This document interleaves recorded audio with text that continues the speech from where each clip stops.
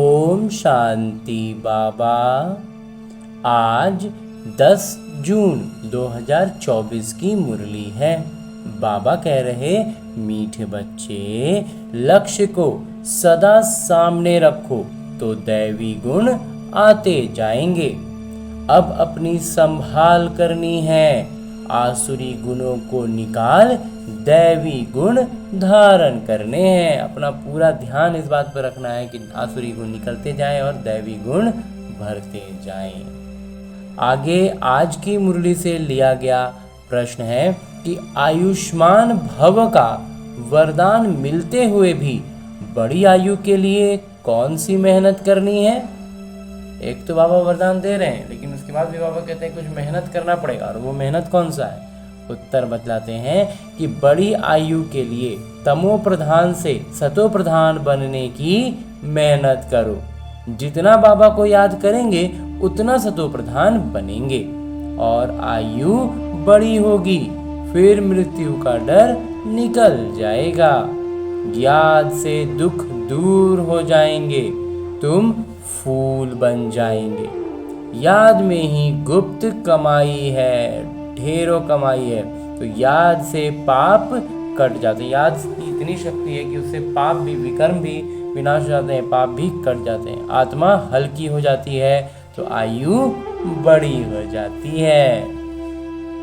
ओम शांति। मीठे मीठे रूहानी बच्चों प्रति बाबा समझा रहे हैं, पढ़ा भी रहे हैं। क्या समझा रहे हैं? मीठे बच्चों, तुमको एक तो आयु बड़ी चाहिए, क्योंकि तुम्हारी आयु बहुत बड़ी थी, 150 वर्ष की आयु थी। बड़ी आयु कैसे मिलती है? तमो प्रधान से सतो प्रधान बनने से। जब तुम सतो प्रधान थे तो तुम्हारी आयु बहुत बड़ी थी, अभी तुम ऊपर चढ़ रहे हो।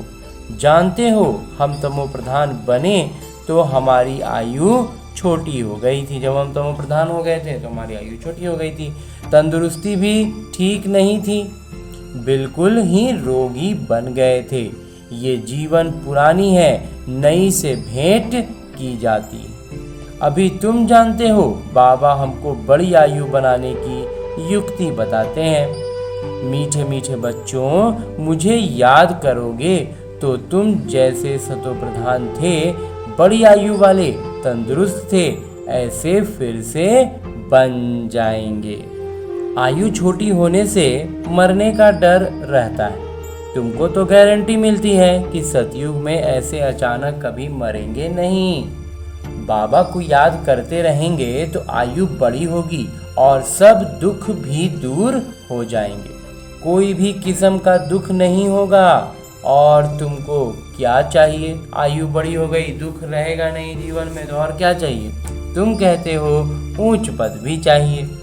तुमको मालूम नहीं था कि इस याद से ऐसा पद भी मिल सकता है। अब बाबा युक्ति बताते हैं कि ऐसे करो। अब कैसे मिल सकता है ये युक्ति अब बाबा हमें बताते हैं, और ये परम उद्देश्य सामने है। तुम ऐसा पद पा सकते हो, यहाँ ही दैवी गुण धारण करने हैं। अपने से पूछना है, हमारे में कोई अवगुण तो नहीं है? अवगुण भी अनेक प्रकार के हैं। सिगरेट पीना, छींची चीजें खाना, ये तो अवगुण है। सबसे बड़ा अवगुण है विकार का, जिसको ही बैड कैरेक्टर, चरित्र जिसका बुरा हुआ ना, वो सबसे बुरा हो गया। बाबा कहते हैं तुम विकारी बन गए हो। अब निर्विकारी बनने में तुमको युक्ति बताते हैं। अब विकारी हो गए, फिर उसको निर्विकारी होने के लिए बाबा युक्तियां बता रहे हैं। बनना लेकिन हमें ही है। इसमें इन विकारों को, अवगुणों को छोड़ देना है।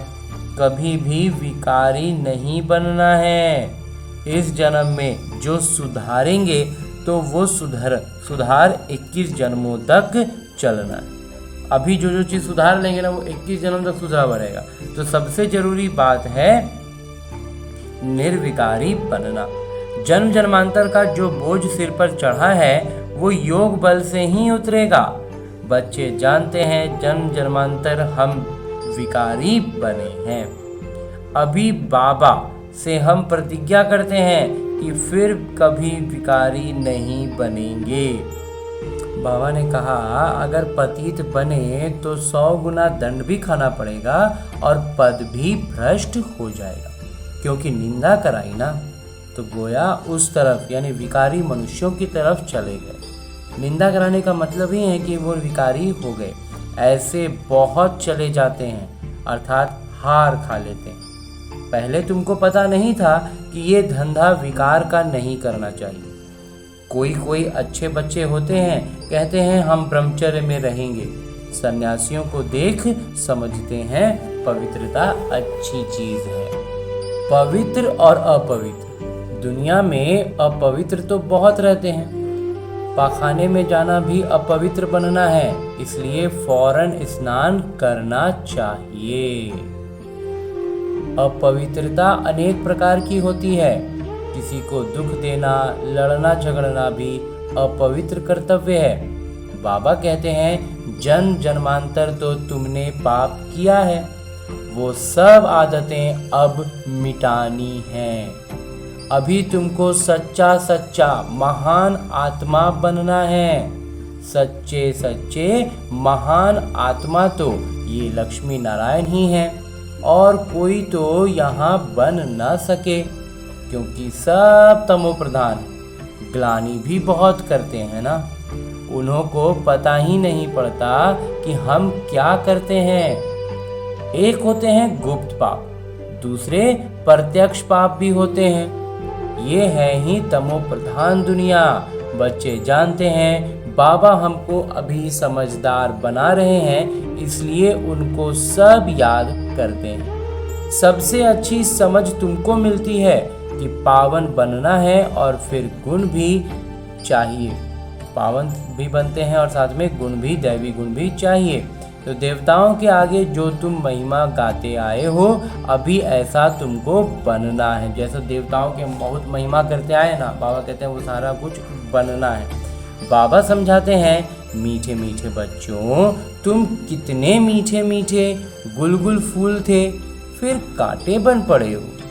अब बाबा को याद करो तो याद से तुम्हारी आयु बड़ी होगी, पाप भी भस्म होंगे, सिर से बोझा हल्का होगा। अभी संभाल करनी है। हमारे में क्या क्या अवगुण है वो निकालने हैं। जैसे नारद का मिसाल है, उनको कहा तुम लायक हो, उन्होंने देखा कि बरोबर हम लायक नहीं हैं। बाबा तुमको ऊंच बनाते हैं। बाबा के तुम बच्चे हो ना, हम बाबा के बच्चे हैं ना। जैसे कोई का पिता महाराजा होता है तो कहेंगे ना हमारा पिता महाराजा है। बाबा बहुत सुख देने वाले हैं। जो अच्छे स्वभाव के महाराजा होते हैं उनको कभी क्रोध नहीं आता। अभी तो आहिस्ते आहिस्ते सबकी कलाएं उतरती गई हैं, सभी अवगुण में प्रवेश करते गए हैं, कला कमती होती गई है, तमो होते गए, तमो प्रधानता बढ़ती गई है। तो तमो प्रधान की भी जैसे अंत आकर हुई है। कितना दुखी हो पड़े हैं, तुमको कितना सहन करना पड़ता है। अभी अविनाशी सर्जन द्वारा तुम्हारी दवाई हो रही है। बाबा कहते हैं ये 5 विकार तो घड़ी घड़ी तुमको सताएंगे। तुम जितना पुरुषार्थ करेंगे बाबा को याद करने का, उतना माया तुमको नीचे गिराने की कोशिश करती है। तुम्हारी अवस्था ऐसी मजबूत होनी चाहिए जो कोई माया का तूफान हिला ना सके। रावण कोई और चीज नहीं है, वो कोई मनुष्य नहीं है। 5 विकारों रूपी रावण को ही माया कहा जाता है। आसुरी रावण संप्रदाय तुमको पहचानते ही नहीं है कि आखिरी में ये है कौन। रावण संप्रदाय के जो लोग हैं, जो आत्माएं हैं, वो पहचानते ही नहीं कि हैं कौन। ये बीके क्या समझाते हैं, रियलिटी में कोई नहीं जानते। ये भी बीके, और ये फिर बीके क्यों कहलाते हैं? ब्रह्मा किनकी संतान है? अभी तुम बच्चे जानते हो हमको वापस घर जाना है। ये बाबा बैठ तुम बच्चों को शिक्षा देते हैं। आयुष्मान भव, धनवान भव, तुम्हारी सब कामनाएं पूरी करते वरदान देते हैं। परंतु सिर्फ वरदान से कोई काम नहीं होता, मेहनत करनी है, हर एक बात समझने की है, अपने को राज तिलक देने के अधिकारी बनना है।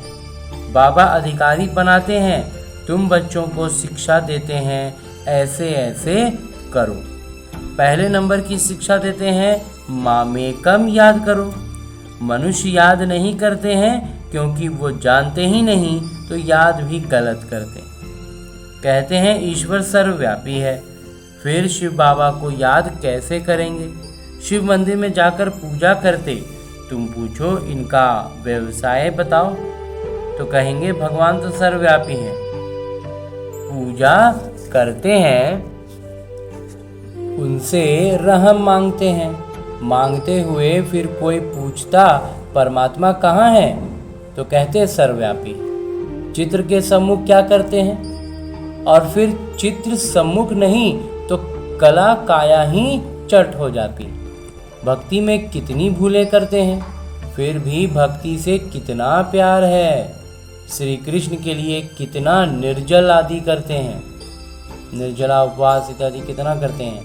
यहाँ तुम पढ़ रहे हो और वो भक्त लोग क्या क्या करते हैं, तुमको अभी हंसी भी आती है कि क्या करते थे भक्ति में सब। तो नाटक अनुसार भक्ति करते कदम नीचे उतरते आए हैं, ऊपर तो कोई चढ़ ना सके। भक्ति की स्थिति ही ऐसी है कि वो लगातार नीचे चला जाता है। अभी ये है पुरुषोत्तम संगम युग, जिसको कोई को पता नहीं है, इसके बारे में कोई को पता नहीं है। अभी तुम पुरुषोत्तम बनने के लिए पुरुषार्थ करते हो। शिक्षक छात्र के सर्वेंट होते हैं ना, छात्र की सेवा करते हैं। जो लौकिक में क्या होता है, जो शिक्षक होता है वास्तव में वो सरकारी कर्मचारी है जो बच्चों को पढ़ाता है। तो बाबा भी कहते हैं सेवा करता हूँ, तुमको पढ़ाता भी हूँ। बाबा इतने निरहंकारी हैं कि खुद को कहते हैं कि तुम्हारी सेवा करता हूँ, तुमको पढ़ाता भी हूँ। सभी आत्माओं के पिता हैं, शिक्षक भी बनते हैं। सृष्टि के आदि मध्य अंत का ज्ञान भी सुनाते हैं। ये ज्ञान और कोई मनुष्य में हो न सके, कोई सिखला न सके।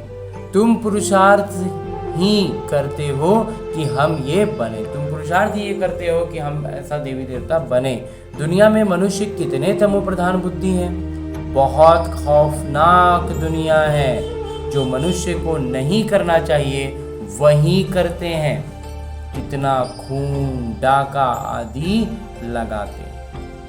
क्या नहीं करते हैं? 100% तमो प्रधान है। अभी तुम फिर 100% सतो प्रधान बन रहे हो। उसके लिए युक्ति बताई है, याद की यात्रा। याद से ही विकर्म विनाश होंगे, बाबा से जाकर मिलेंगे। भगवान पिता आते कैसे हैं ये भी तुम अब समझते हो।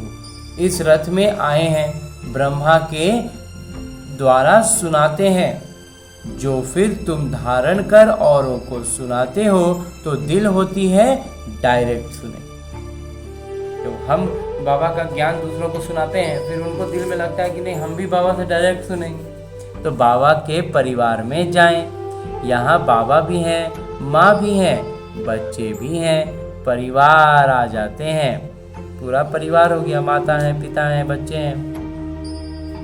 तो वो दुनिया ही आसुरी है, तो आसुरी परिवार से तुम तंग हो जाते हो, इसलिए धंधा आदि छोड़कर बाबा के पास रिफ्रेश होने आते हो। यहाँ रहते भी हैं ब्राह्मण, तो इस परिवार में आकर बैठते हो। घर में जाएंगे तो फिर ऐसा परिवार नहीं होगा, वहाँ तो देहधारी हो जाते हैं। उस गोरख धंधे से निकल तुम यहाँ आते हो।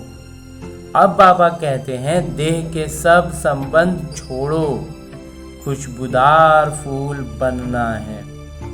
फूल में खुशबू होती है, सब उठाकर खुशबू लेते हैं। फूल को सब हाथ में लेते हैं और उससे खुशबू लेते हैं। अक के फूल को नहीं उठाएंगे।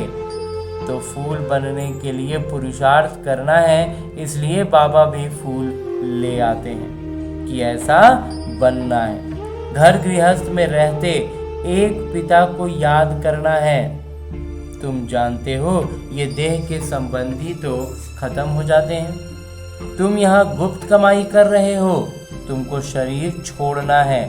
कमाई करके और बहुत खुशी से हर्षित मुख हो शरीर छोड़ना है। पूरा कमाई बाबा जो दे रहे हैं वो पूरा कमाई भी करना है, हर्षित मुख रहते हुए शरीर छोड़ना है। घूमते फिरते भी बाबा की याद में रहो तो तुमको कभी थकावट नहीं होगी।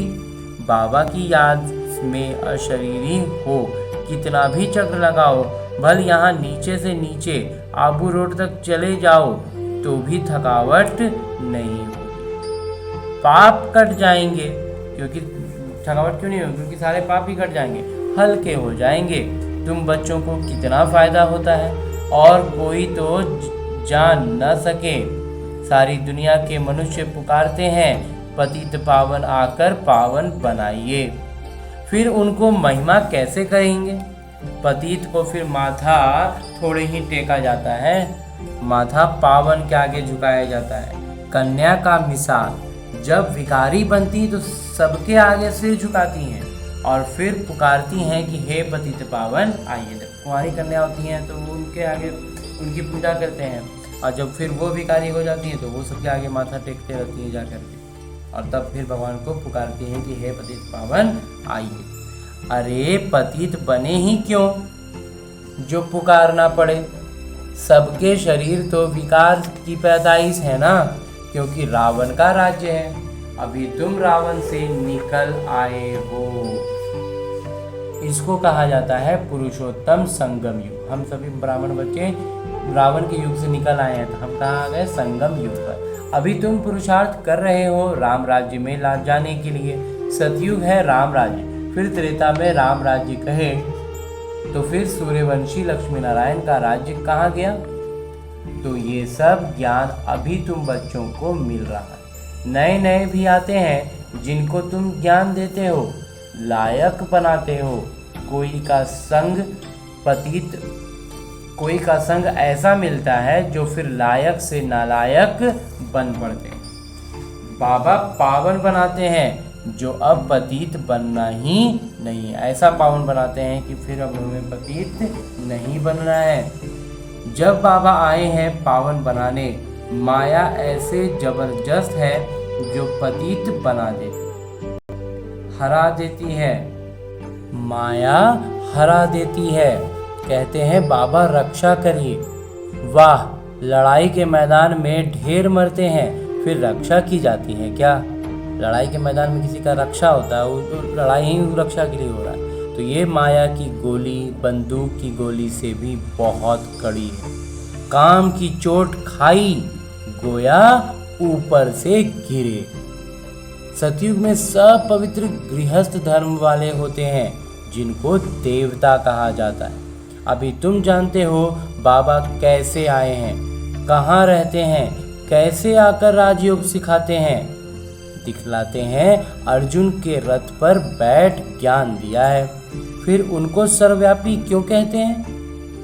बाबा जो स्वर्ग की स्थापना करते हैं उन्हें ही भूल गए हैं। सबसे बड़ी गलती जो हुई है वो भगवान को ही भूल गए हैं। अभी वो स्वयं अपना परिचय देते हैं। अब वो स्वयं अपने से आकर के हमें अपना परिचय दे रहे हैं। अच्छा, मीठे मीठे सिकिलते बच्चों प्रति माता पिता बाबा का याद प्यार और आशीर्वाद। रूहानी बाबा की रूहानी बच्चों को नमस्ते। हम रूहानी बच्चों की ओर से रूहानी माता पिता बाबा को याद प्यार और प्रणाम। धन्यवाद बाबा, धन्यवाद। मुरली के लिए भी धन्यवाद और इस अनूठे अलौकिक ब्राह्मण जीवन के लिए भी बहुत बहुत बहुत धन्यवाद बाबा, बहुत धन्यवाद। आगे आज की मुरली से लिए गए वो प्रमुख बिंदु हैं जिन्हें हमें अपने ब्राह्मण जीवन में धारण करने। उनमें सबसे पहला बिंदु है कि महान आत्मा बनने के लिए अपवित्रता की जो भी गंदी आदतें हैं वो मिटा देनी है। दुख देना, लड़ना झगड़ना, ये सब अपवित्र कर्तव्य हैं जो तुम्हें नहीं करने हैं। अपने आप को राज तिलक देने का अधिकारी बनाना है। और दूसरा है कि बुद्धि को सब गोरख धंधों से, देहधारियों से निकाल खुशबूदार फूल बनना है। गुप्त कमाई जमा करने के लिए चलते फिरते अशरीरी रहने का अभ्यास करना है। निरंतर अभ्यास हमें बस एक ही चीज़ का करना है कि हम अशरीरी हो जाएं, आत्माभिमानी होकर बाबा की याद में खोए रहें। और आगे मेरे बाबा वरदान दे रहे। वरदान देते हुए मेरे बाबा कहते हैं, आज के विश्व में सब आत्माएं चिंतामणि हैं।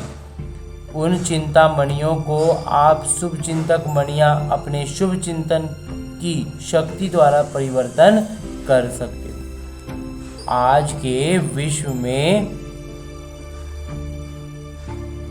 सब आत्माएं चिंतामणि हैं। उन चिंतामणियों को आप शुभ चिंतक मणियाँ अपने शुभ चिंतन की शक्ति द्वारा परिवर्तन कर सकते हो। जैसे सूर्य की किरणें दूर दूर तक अंधकार को मिटाती हैं, ऐसे आप शुभ चिंतक मणियों की शुभ संकल्प रूपी चमक व किरणें विश्व में चारों ओर फैल रही हैं। ये वॉशिंग अभी शुरू हुई है। आखिरीन ढूंढते ढूंढते स्थान पर पहुंच जाएंगे।